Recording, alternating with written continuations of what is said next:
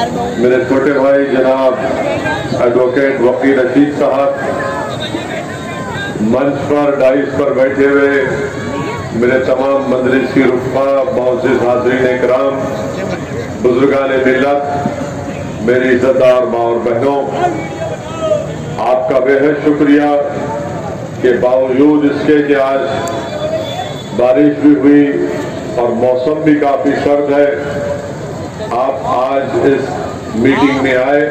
आपका बेहद शुक्रिया। मेरे अजीज दोस्तों और बुजुर्गों, आप जानते हैं कि मजलिस इत्तेहादुल मुस्लिमीन उत्तर प्रदेश के विधानसभा के चुनाव में भागीदारी परिवर्तन मोर्चा के साथ है, जिसमें हमने तय किया कि बाबू सिंह कुशवाहा साहब, अगर उत्तर प्रदेश की जनता और अल्लाह ने चाहा हमको इख्तियार मिलता है तो बाबू सिंह कुशवाहा को इसका पहला 2.5 साल का मुख्यमंत्री बनाया जाएगा और 2.5 साल के लिए इंशाअल्लाह एक दलित समाज से एक शख्स को मुख्यमंत्री बनाया जाएगा। वहीं पर यह भी तय किया गया कि 3 डिप्टी चीफ मिनिस्टर होंगे, एक अल्पसंख्यक समाज मुसलमान से होगा और 2 अति पिछड़ा समाज से होंगे। मेरी आप तमाम से गुजारिश है कि भागीदारी परिवर्तन मोर्चा के प्रत्याशियों को और उम्मीदवारों को आप अपने आशीर्वाद से, अपने दुआओं से, वोट से कामयाब करिए।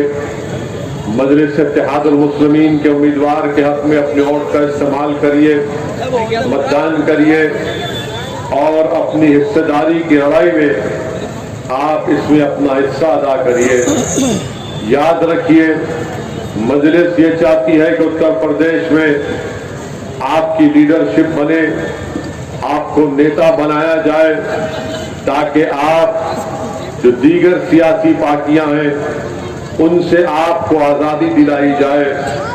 जो डरा कर हम वोट हासिल करते आए हैं, मैं आपसे अपील कर रहा हूं कि आप डर की बुनियाद पर नहीं बल्कि एतमाद की बुनियाद पर मजलिस के हक में अपने वोट का इस्तेमाल करें।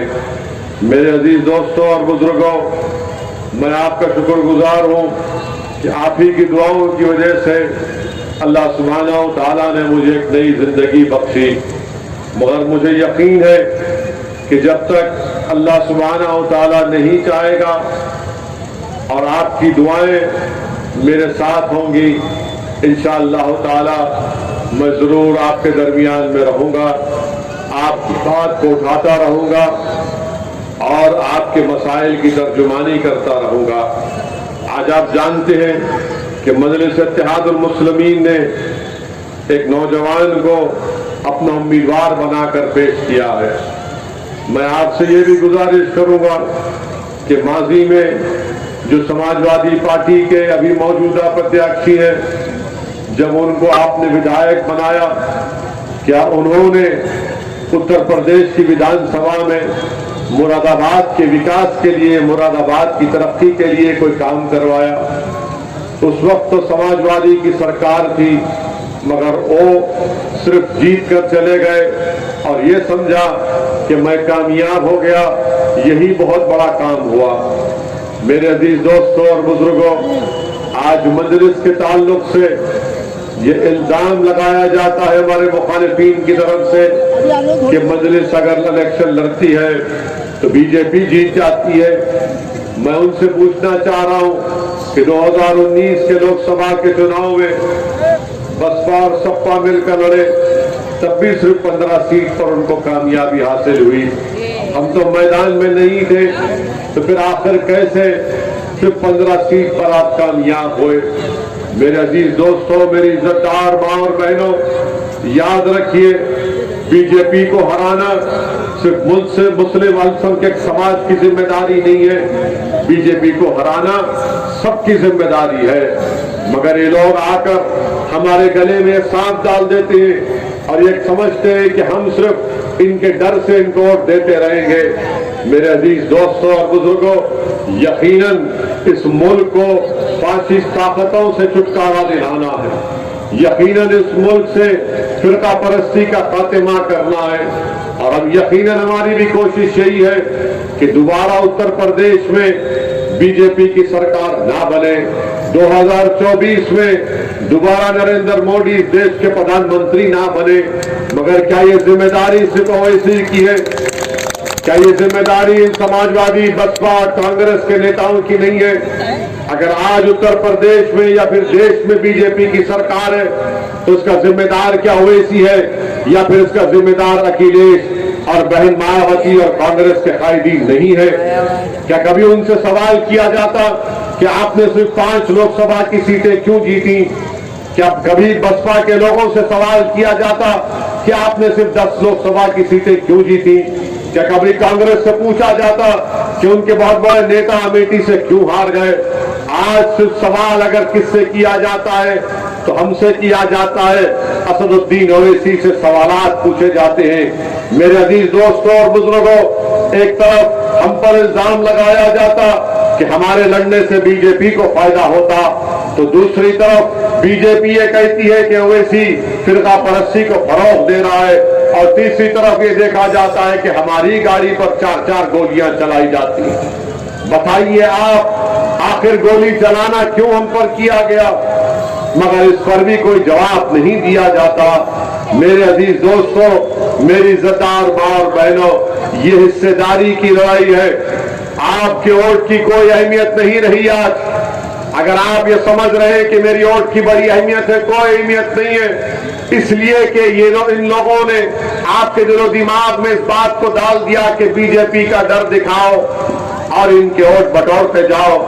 बताइए आज आप, मैं वो तस्वीर जब कभी भी देखता हूं कि यहाँ के मुरादाबाद के सांसद खड़े हुए हैं और समाजवादी पार्टी का एक बहुत बड़ा नेता कुर्सी पर बैठकर पैर पर डालकर खड़ा है और ये उसको कुछ कागज उसके हवाले कर रहे हैं। ये नजारे देखकर क्या आपको ये अंदाजा नहीं होता कि आपकी कोई अहमियत नहीं है? अगर आपकी वोट की अहमियत उसी वक्त होगी जब आप यहां से हमारे उम्मीदवार वकील रशीद के हक में वोट का इस्तेमाल करेंगे। जिस दिन यहां से आप वोट डालने वालों के बजाय वोट लेने वाले बन जाएंगे, आप देखेंगे कि सपा के नेता खड़े नहीं होंगे, आपकी घर की चौखट पर आकर आपसे माफी चाहेंगे, मगर वो मिजाज आपको पैदा करना पड़ेगा। मैं आपसे अपील कर रहा हूं कि अगर आप ये समझ रहे हैं कि उत्तर प्रदेश में समाजवादी बीजेपी को रोक पाएगी तो आपका फैसला गलत होगा। अगर आप समझ रहे हैं कि कांग्रेस बसपा रोक पाएगी, नहीं। अगर आज आप भागीदारी परिवर्तन मोर्चा का साथ देंगे तो यकीनन बीजेपी को रोक पाएंगे और आप अपनी हिस्सेदारी की लड़ाई में न सिर्फ हिस्सा हासिल करेंगे बल्कि आप अपनी सफों से एक कायद को बनाएंगे, एक लीडर को बनाएंगे, एक नेता को बनाएंगे। मैं आपको याद दिला रहा हूं, 2014 के पार्लियामेंट के चुनाव में हम नहीं थे, तब भी बीजेपी जीत गई। 2017 में हम करीब सिर्फ 30 विधानसभा की सीट पर इलेक्शन लड़े। उत्तर प्रदेश में 400 सीटें थी और कांग्रेस सपा मिलकर लड़े, तब भी वहां पर बीजेपी कामयाब हो गई। 19 में भी बीजेपी कामयाब हो गई। दोबारा ये गलती मत करिए। अपनी अहमियत को, अपनी कदर को बढ़ाने के लिए मैं आपसे अपील कर रहा हूं कि मजलिस इत्तेहादुल मुस्लिमीन के अपने हक में अपने वोट का इस्तेमाल करिए। एक नौजवान बेबाक आपके सामने खड़ा है। CAA, NPR, NRC का एहतजाज हुआ तो इस नौजवान ने बड़ी मेहनत की, जुस्तजू की, कुर्बानियों को पेश किया। आपको ऐसे बेबाक नौजवान की जरूरत है जो आपका खादिम बनकर काम करे। यही चंद गुजारिशात मुझे आप तक पहुंचाना था। आप हिम्मत और हौसले को बुलंद रखिए। मैं आपको इस बात का तयक़ुन देता हूं कि अल्लाह जब तक मुझे जिंदा रखेगा मैं उत्तर प्रदेश को आता रहूंगा। मेरी कोशिश यही है कि जिंदगी के शमा को बुझने से पहले मैं चाहता हूं कि मुझसे काबिल लोग उत्तर प्रदेश में आपकी क़ियादत के लिए तैयार हो जाएं। मेरी कोशिश यही रहेगी कि दुनिया फानी तो खैराबाद को छोड़ने से पहले आपकी आवाज को उत्तर प्रदेश की विधानसभा में, आपकी आवाज को लोकसभा में पहुंचाया जाए। यही मकसद लेकर मैं उत्तर प्रदेश को आया हूं। यही मकसद और यही नज़्मुल-ऐन हमारे पार्टी के जिम्मेदारों का है, शौकत अली का है, हमारे उम्मीदवार का है। मेरी आपसे एक ही गुजारिश है कि आप इसमें अपना ताउन पेश करें, इनका साथ दें, इनके लिए दुआएं करें। हाँ, मैं अब कहना चाहूंगा समाजवादी पार्टी को, बसपा को और कांग्रेस को, जब 2024 का लोकसभा का चुनाव होगा, तैयार हो जाओ, मजलिस खड़ा करेगी उम्मीदवार। अब हम नहीं खामोश बैठेंगे।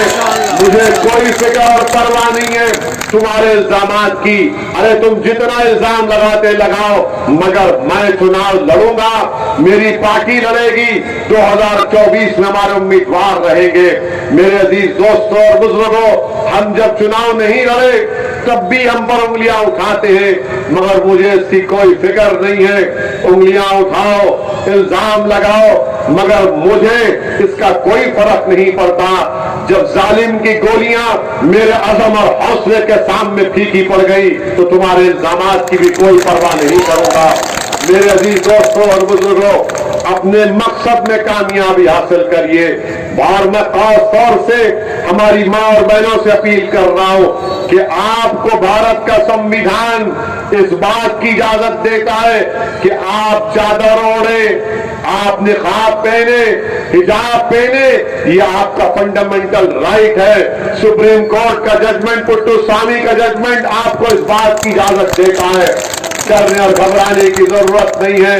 ये जमाना ये समझ रहा है, और खास तौर से जो अपने आप को लिबरल लोग बोलते हैं, जो अपने आप को बीजेपी से वाबस्ता है, वो ये समझते हैं कि हमारे लिए ये हिजाब और निकाब और चादर ओढ़ना ये हमारी पसमानदगी की निशानी है। नहीं, हमारी पसमानदगी की निशानी नहीं है, ये हमारी डिग्निटी की निशानी है, ये हमारी पहचान है, और अपनी पहचान के साथ जिएंगे। मैं सलाम करता हूं उस नौजवान लड़की को जिसने कल बड़ी बहादुरी के साथ उन नौजवानों को जवाब दिया। मैं आपसे भी अपील कर रहा हूं कि हिम्मत और हौसले को बुलंद रखिए। डरने और घबराने की जरूरत नहीं है। जब दुनिया में आए तो एक ही बार मरेंगे, 2 बार नहीं मरेंगे। तो जिंदगी अपने उसूलों पर गुजारो और देखो कि तुम क्या काम कर रहे हो। ये समाजवादी पार्टी ये कभी आपको अपना मुकाम नहीं देगी। बसपा को छोड़िए, कांग्रेस तो खैर एक बूढ़ी जमात हो चुकी है। अब ज्यादा दिन तक मुझे नहीं समझ में आता कि भारत की सियासत में कोई अहम रोल अदा कर पाएगी, मगर आपसे अपील कर रहा हूं कि ये हिस्सेदारी की लड़ाई है, इसमें साथ दीजिए और 14 तारीख के दिन आप बेखौफ होकर और पूरे एतमाद के साथ अपने अपने वोट का इस्तेमाल करिए। पतन के निशान पर बटन दबाइए। शुक्रिया। अस्सलाम वालेकुम व रहमतुल्लाहि व बरकातहू।